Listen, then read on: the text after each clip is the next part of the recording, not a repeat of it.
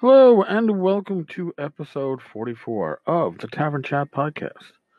I am your host, Eric Tenkar, your bartender in the OSR. I'm also the main proprietor at the Tenkar's Tavern blog. So, what do we have on our plate today? Remember, my community sent me a Facebook message directly right before I decided to record. And it's something from, it's an update from Damn Magazine, the DC RPG magazine, and the news by Paul Wolf. I know Paul. Him and his wife Brenda. Very good people, very good gamers, very active gamers in the DCC community. So, this is in regards to a Kickstarter. I had a horrible week of progress. More on that below. TLDR. PDFs won't be ready before July 1st, so Tenkar can officially report this Kickstarter as late, since I expected to deliver in June. Paul, that's fucking funny. Thank you. You gave me my morning smiles, my morning laugh after I woke up to a minor bag of shit in the Facebook community. Somebody got a week-long timeout for posting a video that was blatantly against the terms of the tavern's Facebook community, which is basically no real world issues, no politics, no social awareness, none of that. You know, we talk gaming. We talk nerd shit. It's what we do.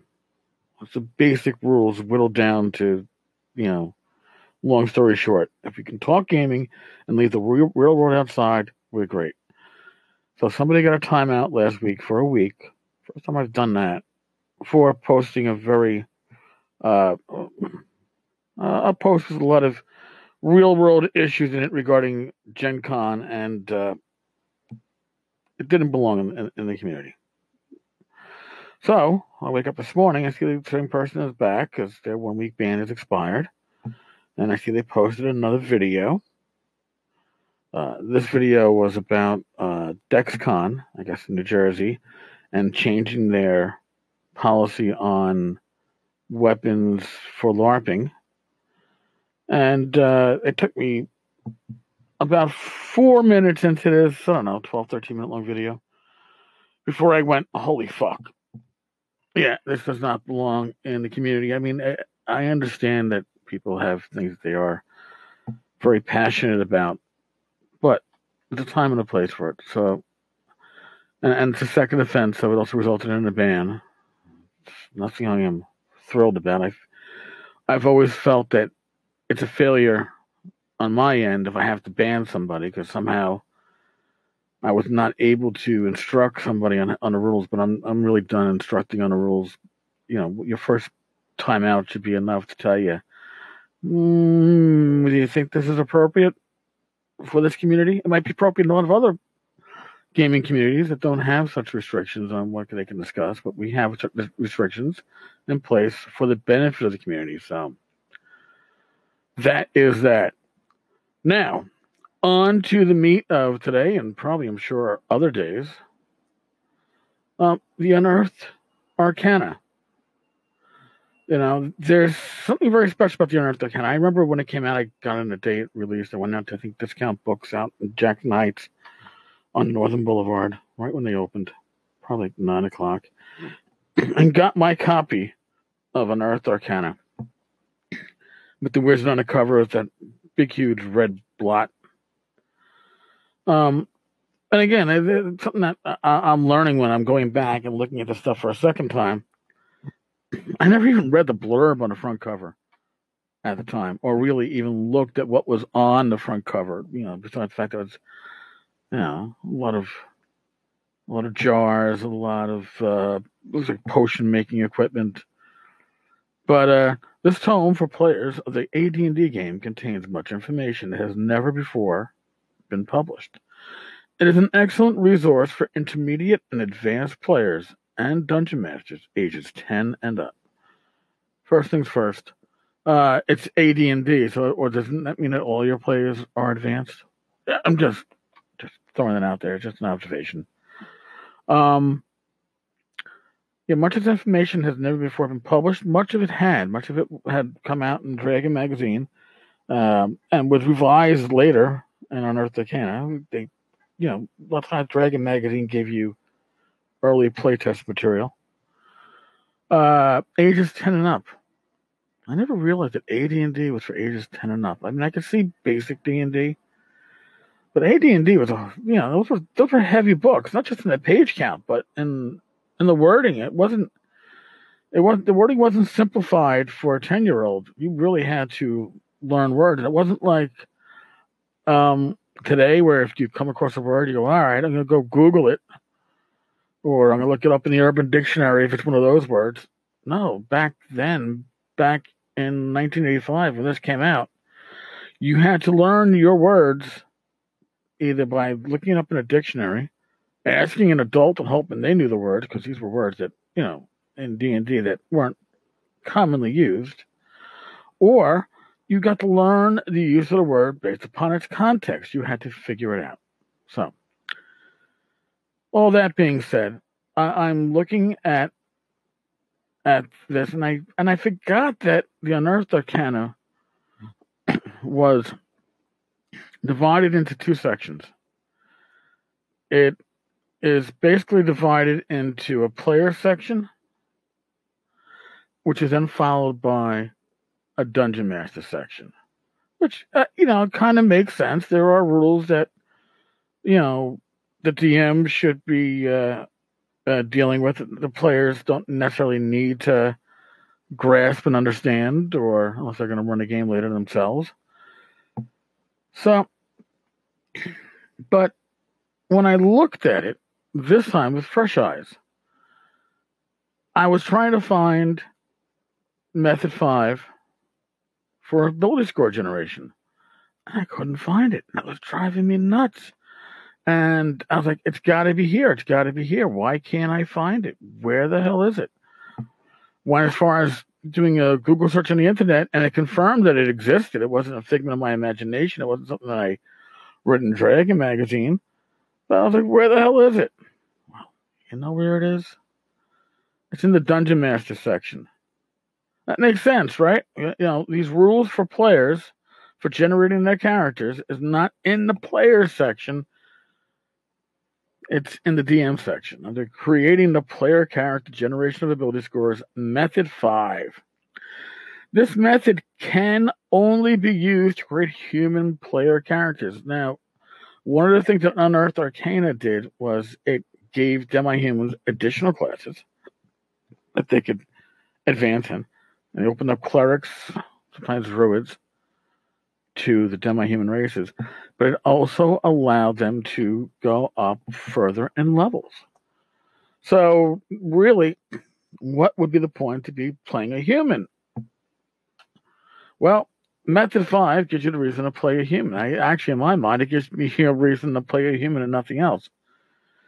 Method 5, it gives the player an opportunity to generate a character of a desired class subject to the DM's approval. Now here, the general assumption, starting I think with OD&D, was that you rolled your stats, sometimes in order, sometimes you could arrange them, but you rolled your stats and then you chose your class. Sometimes, when you got to AD&D, race was separated from that, but you rolled first and then you said, what am I going to be? Well, here, you decide what your class is going to be, and then you roll. This is, of course, subject to the DM's approval, and using this method, you will be assured that the ability scores of the character will meet the minimum requirements for the class in question. So, what does that mean? Let's take a paladin. Now, the one thing that always sticks out is a paladin needs 17 in charisma. So, what they have done with Method 5 is that all 7 of your stats, that's right, comeliness, because now we've separated personality from physical beauty, comeliness is added in. By the way, it was the first thing that we started to ignore in the rules here from Unearthed Arcana. But comeliness is added in. So, if you wanted to be a paladin, oh, and that's right. If you're playing with Unearthed Arcana, paladin is now a subclass of cavalier. It gets all wacky, but we'll move on from there.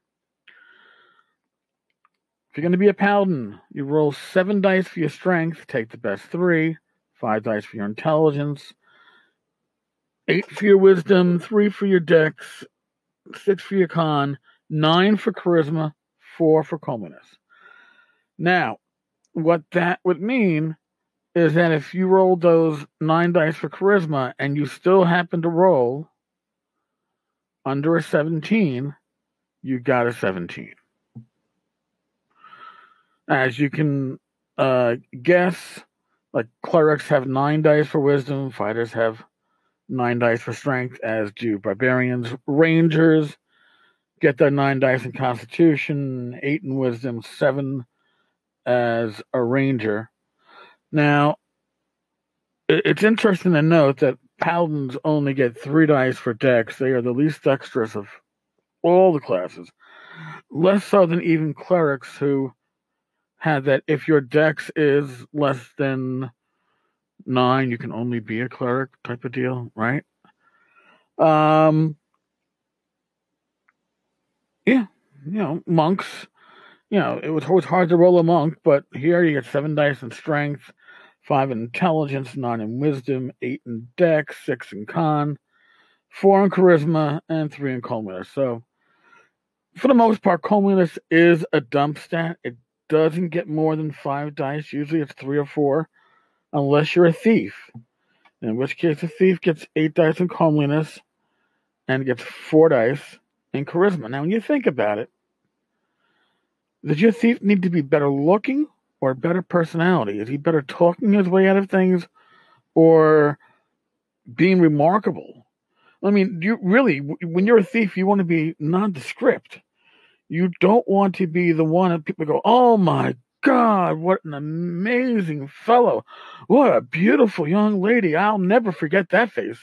No, you want the face that's forgettable. So I don't necessarily agree with that little bit there. Look at that. We're already going to be coming up on 13 minutes of this segment, and I've only really touched on Method 5 in the Unearthed Arcana. There's a lot of stuff to touch on Unearthed Arcana. Some stuff that's a little hidden that you're going to go, I never thought of that. I'll tell you about my my fighter illusionist dual class that was really scary because of one certain spell. But I'll save that maybe for tomorrow. All right, folks. Thank you for stopping by. Thank you for listening. If you are on iTunes, and according to Anchor, and I look at the Anchor stats, let me see, we have here for the last week of our listeners in the last week, 723 listen on iOS, which means you're listening on your iPads, your iPhones. It's not really saying that you're necessarily listening in iTunes, but that would be the assumption.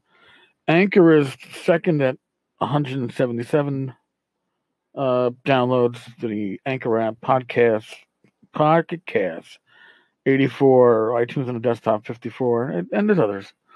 But if you are listening and you are on a platform that you can leave us a review, please leave us a review. If you're on iTunes, it's really appreciated. As you can see, iTunes is where the bulk of the listening is happening, and we'd really like to get the word out. So if you like us, please review us. And if you think I am full of shit and not worthy to listen to, that's your opinion.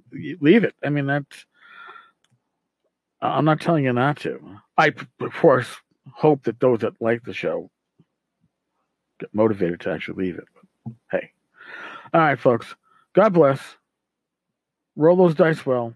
Stay safe. And I will talk with you tomorrow. Be good.